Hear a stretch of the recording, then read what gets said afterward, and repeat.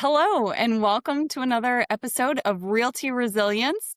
I am not your normal host. My name is Catherine Isles, but I am joined by your normal host, Dave Nations with Nations Network.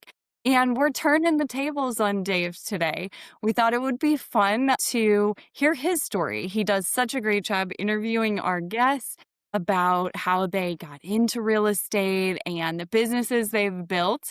And Dave has some pretty impressive businesses. So I think it would be fun to kind of go through how he got into this. So Dave, if you wouldn't mind sharing with me and the listeners, let's go way back to start us off. Because obviously, maybe the overview being that you have a real estate team, you have a renovation and a rental portfolio company, as well as a coaching company. So how that's a lot of entrepreneurial things on your plate. So start us from the beginning. Where did you get that bug for business building?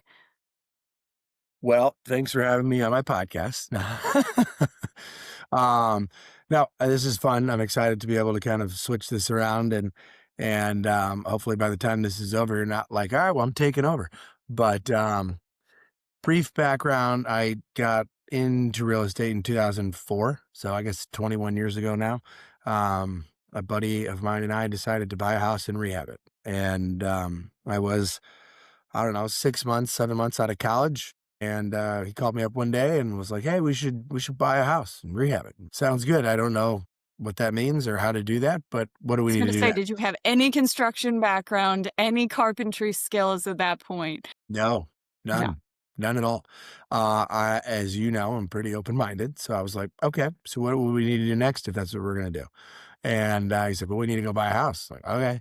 And so we started meeting with people that were in real estate and met with a lender who introduced us to a rehabber. My sister's good friend from college was a realtor. So she also helped my wife buy a house. So we met with her and, just started having conversations with people to learn and eventually bought our house in Kirkwood.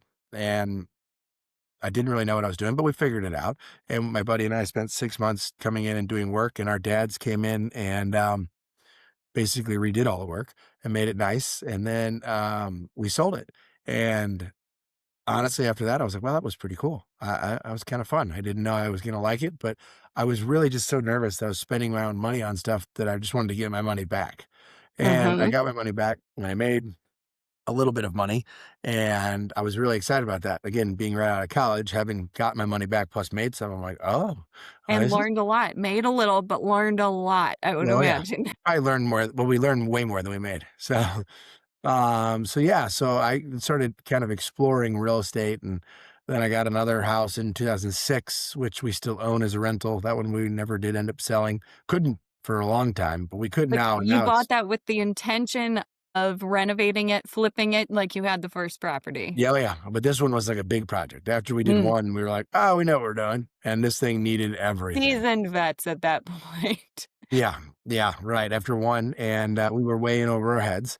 We had all of our money in that thing and, couldn't sell it, and we decided, "Let's rent it," even though we spent all this money making it really nice, and ended up renting it to somebody whose house caught fire, and an insurance broker called me and was like, "Hey, we need somebody who will stay there short term, we'll pay you a premium." I'm like, "Oh, great. Anything to stop the bleeding." So, we put these people in there, and that was kind of our entry into rentals, and it was like, okay. I mean, it was not the greatest situation, but at that point, we just stopped making the payments and, because we were getting the rental income from it and at least helped us. And I decided to get my real estate license in 2007 and figured, well, maybe I'll dabble in this and let's see what it's like and maybe I can learn some more. So So that's, was that your initial plan? Did you go to college to learn everything real estate, or what led you in that direction? As we know, real estate is often a second career or something that people stumble into. Was that the case for you, or was this straight straight from little kid you knew I wanted to sell yeah. houses? No, it was totally stumbled into it. I grew up knowing like in the 90s when I was still in grade school and going into high school that I did not want to work in the corporate world. My dad was an entrepreneur, started a lot of different businesses after he left the corporate world at the early in like the early 90s and started like a roller hockey rink. What I was, I mean, a lot of stuff in healthcare, but the roller hockey rink was always fun because I was a hockey player. And anyways, just watching him kind of build out these businesses was always fascinating to me, and realized that you could do that and not have to go work in the corporate world was very intriguing. And so I went and I got a degree in marketing and then management slash leadership. It's a double major, marketing and then management leadership was the other, other degree, with the intent that I would be able to go work with my dad at his nurse staffing company and do all the marketing for that and eventually maybe take it over or run it with my brother and sister. He ended up selling it after a year or two of us going to work there, and we weren't involved in that. So at that point, it was like, okay, what do I want to do now? And I'd started dabbling in the real estate thing. So I thought, well, maybe I'll start exploring that while I'm still kind of doing some other stuff with my brother and my dad in the healthcare space. And so, like I said, the real estate was more of an accident because I did that one rehab and then the second one and was like, I don't know, maybe I can do that more. I got a degree. I went back to school actually at St. Louis University and got a degree in a master's in urban planning and real estate development. And so I thought, well, maybe what I'll do is go work with a developer and Hmm. do like big construction projects. Well, these guys that are buying these big old buildings that are downtown St. Louis and they're converting them to like main floor retail and then upstairs like lofts and condos. And it's always very fascinating to me. So I discovered this degree that another friend was in school taking. And so I signed up to do that full time and then realtor part time. So I figured Hmm. when I graduated in 2009, I could go work for a developer and really do those big commercial projects. And that's what I'd spend my time doing. And I'd sell and make some money. Hmm. Thought it was a good idea. And then, if anyone knows what happened in 2007, 8, 9, 10, 11, right? There was Real this, estate get a little more challenging. yeah, the Great Recession was upon us, right? I think is what it was called, right? Hmm.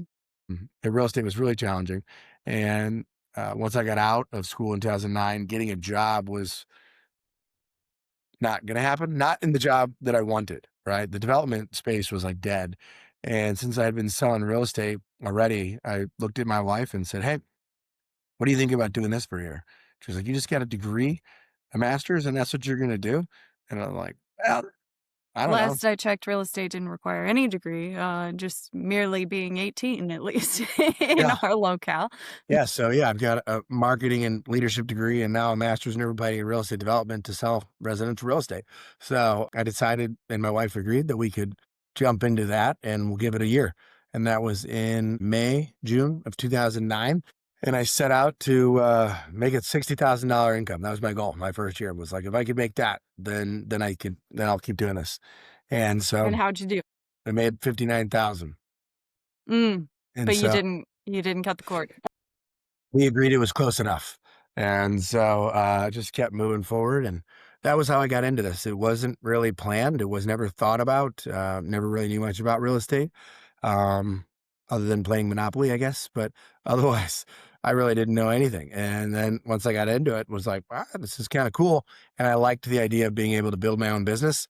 And fast forward, I went to a event that Keller Williams had called Mega Camp, and I was brought there as a guest, and sitting in the room with 9,000 other realtors. And there's these agents up on the panels talking about how they built these massive businesses and they were doing 500, 800, 1,000 deals, in 2010. And I was like, holy cow, man, I did like seven.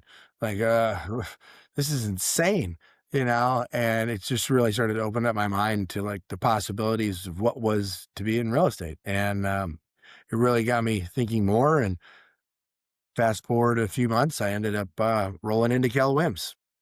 Well, how did your so you bought the second property to renovate, and then did you just from there was your all of your money allocated into that, or what was the next step for you on the renovation or rental portfolio building side? Hmm. Yeah, it pretty much died, after 2006. I had all the money I had made in that house. I was still living at home with my parents. Sarah and I had got engaged and married in 2007, which is, then somewhere in there, moved in with her. But 2006 is when we finished that house. We bought it in January of 2006, finished it in June of 2006, and we had it for sale forever. And then I think we rented it out the end of that year. And I mean, at that point, nobody would give me money. Um, and I was gun shy too because we had this house that I couldn't Right. see. And I really didn't know what I was doing, and I really didn't understand the market. I hadn't sold anything. It was in a part of town that I felt comfortable with, so I was okay owning it there because we grew up there, so I You it knew it didn't. was a solid investment. It was Yeah, probably gonna appreciate over time, but yeah, yeah, that was probably the short saving term. grace, the whole thing was, like, at least it was in an area that I'm like, "You know what? It's fine. This is gonna be a good spot long term," and you know what? We own it now, and we've now had it for, what is that, 20, almost 20 years. Be 20 years in January of 2026, actually. So, it's become a really good rental, and so, yeah, until 2010, the rehab business was on hold. Okay. But you knew that you liked both aspects of real estate. You saw the potential on the residential retail sales side and could see, okay, maybe this isn't the best market right now, but I get it. I fundamentally understand the power and the wealth building power of doing this from an investing perspective. I don't know if I would say that sounds like I was really smart. I don't know if I'd go that far with it. I think I realized like I got into this business for the investment side. Like that was what was interesting to me. And I knew there was something there and there was a way to make money doing it. I think the rehab business is something I really like because it helps my creative side. And I can go in and find a house and see that it doesn't look the greatest, but know Mhm. like what we can do to turn it around and be able to put it back on the market and sell in a week and have people really excited about it or have, clients or agents calling and say, "Hey, what other rehabs do you have? I've got clients that are looking," that gets me excited. And I think, that was what was fun to me. It was just that whole, like, kind of putting a puzzle together and taking something that looks like an absolute dog and being able to convert it and be like, "Oh my god, look at this thing. It's amazing." You know, in the early days in, like, 2010, 2011, I can remember my father-in-law coming through a house that we had demoed, and he was just like, "What are you doing?" Questioning your life choices at that point. Idea, and I'm like, "Oh, yeah, we're good." And they came back when we were done, and he was like, "Is this the same house?" I'm like, "Yeah," and it sold like that, and he was just like and after that, like, never questioned it after that, but it was just like, "Holy cow, okay, maybe you guys have a clue what you're doing." So, yeah, I really wanted to do more of that, but I couldn't because of the market, right, like I was saying. So then it was like, "Well, I like real estate. I think I can sell. I think I can learn how to do this. Let me just try it." And then going into the KW training and that kind of stuff is then when I was like, "Oh, you could build like a real business around this and scale this. That sounds fun. Let's try it." And I think the challenge of like trying to build the team when everybody was talking about, "I'm going to do that, I'm going to do that," and like, "Okay, well, I want to do that too, but I'm going to do it better than you, and I'm going to beat you, and and I'm just Mhm. competitive, you know." Not like terribly over competitive, but I enjoy that, and the challenge. And that's what I think then got me excited about building the real estate team. And then honestly, once I started rolling, going back to the rehab business, the point of establishing it up again was because I wanted to have at least two streams of income. I really wanted to have just multiple ones because when I got in the market in 2007 as a realtor, so many agents were getting out. Because the market was shifting so hard from foreclosures and short sales and, the amount of agents that were, 14,000 agents and dropped down to like 7 or whatever the numbers were, I forget, but it was pretty dramatic here in St. Louis. And I remember thinking like, man, I'm going to need more than one stream of income to survive in this business. Okay. Mhm. So I need to establish more things than just selling. So if selling goes off, I have this other thing going on, so I wanted to have the flipping business, wanted to have the rental portfolio, wanted to have the team. So at any point, if one goes down, I've got these other ones. And it wasn't all the eggs in one basket, right? That was Right. the thought process from the beginning. And that's why I started kind of building these other pieces along the way. Yeah, and I would imagine KW is a big piece of that then the models and the systems of how do I grow that business? And how would you say you learned was it a trial and error or just learning along the way in growing both the real estate team and the renovation company? Because going from the very first flip or the your very first sale to having, teams on both sides now that's a big change. So what would you say was, your method of learning that? Where did you have a great mentor? Did you have systems? What did that look like for you? On the renovation rehab business, early on, it was a lot of trial and error, right? I mean, it was just kind of like, all right. I mean, that house that we still own, we did not do a very good job rehabbing it. You know, we were trying to just watch the bottom line all the time, and what we put in there wasn't really probably what should have gone in there. It was very rental grade, and that's something I learned, but it was through trial and error. And then the next couple rehabs that we did when we got back into it in 2010 were very small projects, very basic, take the kitchen out, put it back, take the bathroom out, put it back, take the carpet out that's covered with hardwood floors, refinish the floors, nothing dramatic. It was very safe. Like, let's go in, fix this thing up, put it back on the market. We weren't spending a lot of money and just being conservative and really just trying to get the ball rolling there and generate income off of it. So I feel like we were very slow and conservative and methodical on that side where we're doing one at a time. And we did two that year. And then we did like two at a time. And then we did four that year, but over the course of 7 or 8 years, we only did, 3 to 7, 8 houses in a year kind of thing. And then really started gaining momentum behind it. But early on, it was just really a lot of trial and error. On the real estate team side, I think it was all training. I mean, we talk about it all the time. It's what Mhm. we refer to as R&D, rip off and duplicate, right? And hearing what other big teams were doing, having agents in the office that were doing more business than us to be able to chase was huge. Mhm. Having mentors out there that were building big businesses that we went to their trainings all the time, right? That was a huge piece for us going to the big Keller Williams events, mega camps, film reunions, bold, like all the trainings as much as possible. I mean, we were deep in training, I feel like, which is what really, um, helped us, right? Mhm.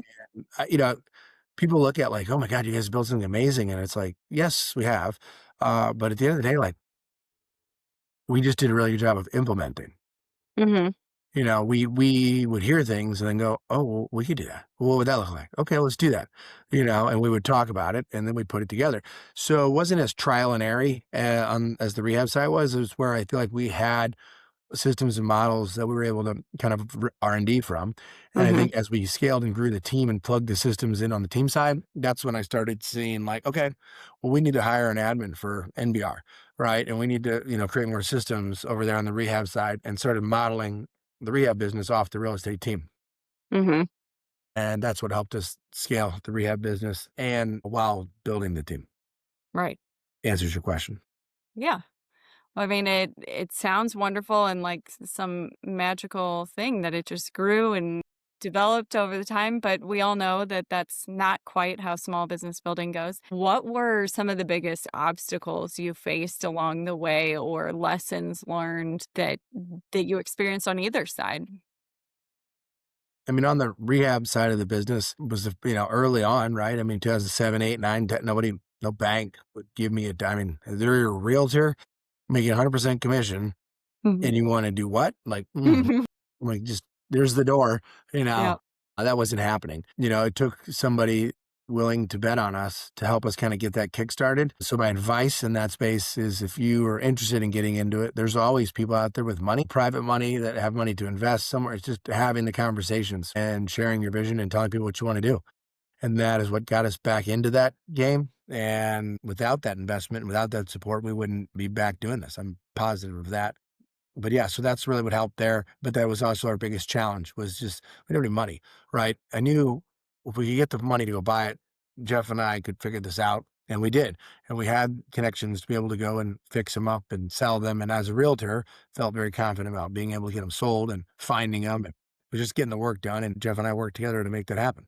And we spent a lot of time on the jobs and buying the stuff and tracking it and knowing that, like, making sure what we're putting in wasn't crazy. And again, we were very slow to take off with that. And, it's been 15 years that we've been doing that too. So like you said, like it looks like we've done this, but it wasn't overnight. I mean, 15 years is a long time, you know. So that was on that end. On the other side, challenges, I mean, I'd never hired anybody before, trying to figure that out, how to implement systems, how to implement accountability, training, I mean, everything, right? I mean, we're building a business and trying to figure that out. And you are the first person that comes in. And I always tell people, like, right, your first day was one piece of paper with like 6 bullets on it. I was like, here you go, here's your jobs. See ya. And then The left. beautiful Word document, you did a fabulous job. I thought it was great. It got you in the door. There you go. Salesman. But I think it's learning all that, and I would say, like, I think the biggest thing for me was the moment that I brought you in to the team, it was also realizing like, okay, it's not just me anymore. Now I've got myself, Catherine, her husband, and then eventually your kids, my wife. Like, there's a lot more people that I'm responsible for. And I think that to me was a huge game changer from being a solo agent and having a Mhm. dream of building a team to actually bringing even just one person in was it was my responsibility to make sure this thing doesn't fail. It's my responsibility to make sure that I do what I said I was gonna do and make sure you get paid, and all that stuff, right? And while I think that might stress a lot of people out or freak people out, I think for me, it motivated me.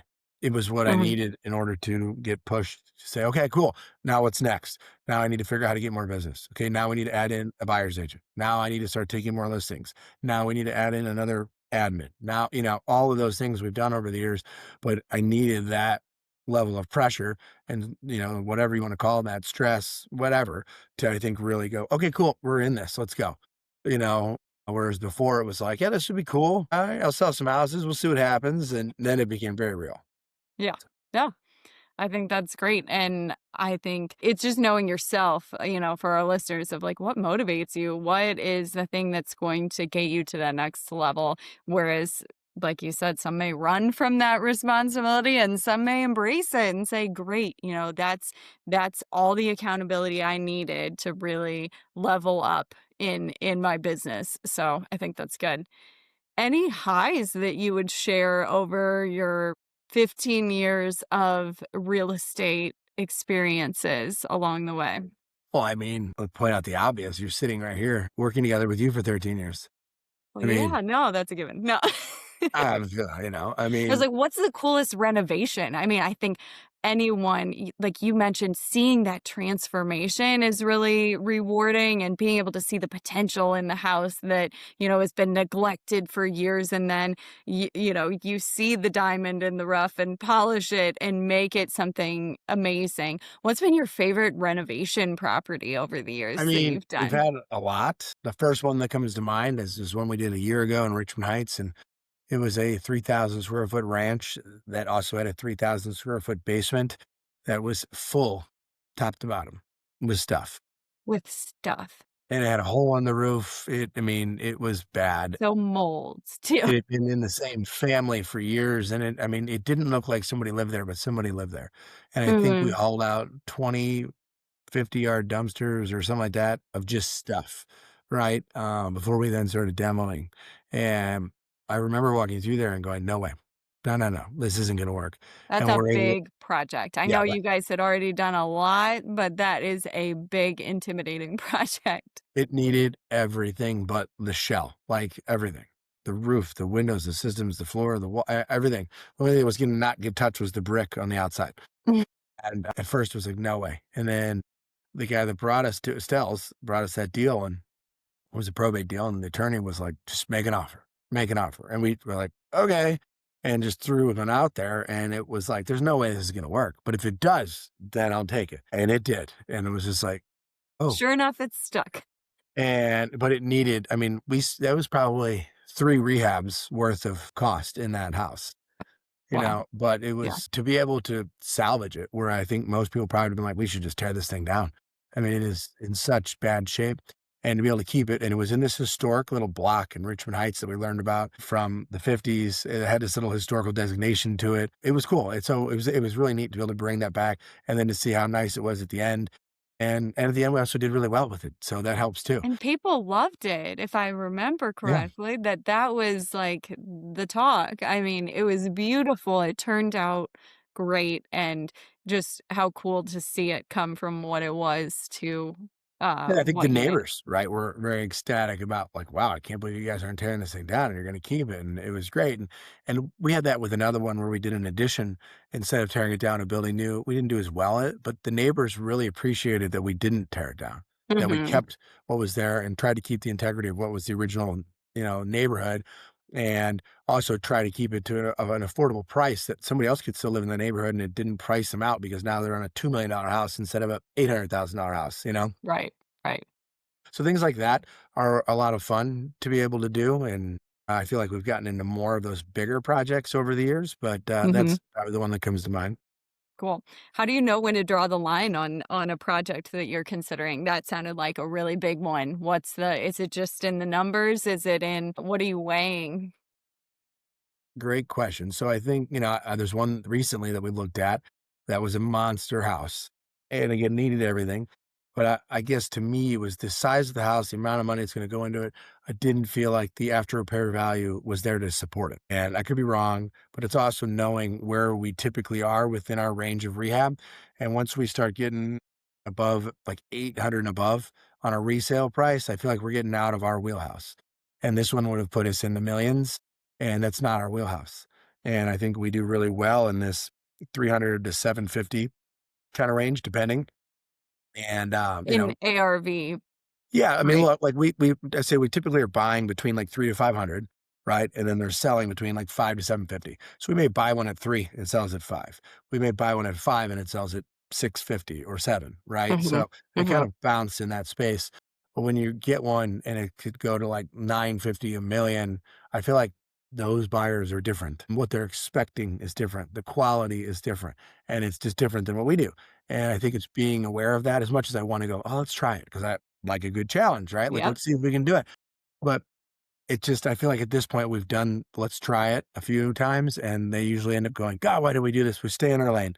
And so yep. I've been really trying to focus on that, stay in my lane, stick with what works, say no more, you know, that kind of stuff and just keep doing that. I don't need to keep branching out and trying different things. You know, it works. I think that's the plight of every entrepreneur, right? It's a double-edged sword that you can see the potential in every opportunity, and it's just knowing which ones to say yes to and which ones are, well, yes, there is potential there, but that's outside of my core path to get to my goals and figuring that out. So, I'm sure that had there were similar things on the real estate side. Any advice from that's a long time in real estate and business building, especially in the team building space. I think traditionally our team is known as one of the lower turnover teams. We're not definitely not perfect, but what do you attribute that to, or what do you look to create within the real estate team, and what kind of value are you bringing to the real estate agent who might be looking to join a team? I think the biggest thing that one of our core values is around collaborating and being collaborative, and I think that that's something that we do really well as a team, and I think that that helps create more ownership and buy-in within our team, and I feel like that's been a big piece of why we've had our core group of people here, because we work together, we work through things, we talk about what do we wanna do, how do we want it to look, Yes, it's Nations Network, but luckily my name is generic enough that I don't think people think it's a person, and I think that we all kind of land on like, okay, how do we want this to look? Not all the time. Sometimes I have to make a final decision or whatever, but I feel like as we've built it over the years, it's been very much more of a, well, what do you think? How does that look? What do we want to do? Okay. And I'll listen and then say, oh, let's try that. Let's do this. I don't feel like I have to be the one with the end all be all answer all the time. This is what we're going to do. And I don't care what you think. And I think that that has helped grow our team. I think it's helped retain a lot of people that have been here. So, yeah. Absolutely. From Awesome. a growth standpoint, I think for us, it's trying to find agents that want to grow. The whole point of this podcast was to be able to help agents who are out there trying to scale their business. I think ever since I got into this and realized you could treat this like a business, I've really been passionate about wanting to help agents run their real estate business like a business. You know, we've talked about this for years. There's just so many people that fly by the seat of their pants. They don't track anything as far as their calls, contacts, appointments. They don't even track their expenses. They just look at what's in their bank account. They don't know where the business comes from. They don't market to anybody. They don't have a database. They just go. And it's like, man, And what you're doing shows up, and they close what they can, and yeah.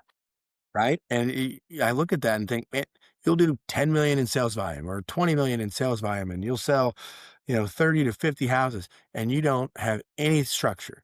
That's amazing. Then you can do that. But what could you do if you actually put some sort of systems and structure in place, right? Mm, If you're doing 30 just because you just have this ability to convert deals, how much more business could you be doing? How much more efficient could you be doing it? You know, how much better could it be? How much more time could you get back? Like, there's so many things there that I think about in creating better systems, creating more leverage, coaching, accountability, tracking. And those are things that I think our team has created and built that you can plug agents into and boom, they can take off, right? Agents, like you said, we made a comment about being an entrepreneur, and I think that's what most agents are. They Hmm. want to just kind of figure things out and go. Well, Yeah. plug in to the platform that we have and the systems that we have and then run, right? And go out and sell and go out and work with those people and, schmooze at parties and get leads and Hmm. do all those things that generate you business and then let us do the rest and help you go. That's what we're ultimately looking for. I think those are the people that really thrive in our world because they can get to do what they like to do, and we get to do what we like to do, which is really support them and elevate them. Yeah, absolutely. Okay. Perfect. So I have to ask you the question that you ask every guest you have on this podcast. So what's the funniest and or weirdest thing that's ever happened to you in real estate? I'm sure you've got stories. The funniest story I will share is I think it's funny. I don't know how appropriate it is, but I'm going to share it anyway, which is why I think it's funny. Uh, but this was years and years ago. This might have been maybe pre-KW days, but I was showing a condo, and I was with this person, and at the end of the day, or at the end of the we were at this building, and I was standing there, and I had all my papers. This is like early days when you printed off every listing, and I had them all in order, right, of which unit I was going to next and all that stuff, and I'm looking to try to find, like, how do I get into this condo? I don't see the lockbox. Maybe there's a key somewhere, maybe the lockbox is somewhere, so I'm trying to find on my piece of paper where the lockbox is. It's not on the door, so maybe it's outside. Well, while I'm doing that, the client that I was with was just standing outside the door, and I guess she lifts up the rug and says, "Oh, here's the key." So I was like, "Oh, okay." She takes the key, puts it in the door, opens it up, and boom, on the other side, there's two people, a couple having a really good time on the couch. And literally, the door opened, and we made eye contact, and I was like, "Ah!" And she started screaming. Yeah. And I slammed the door, and I was like, "Oh my god."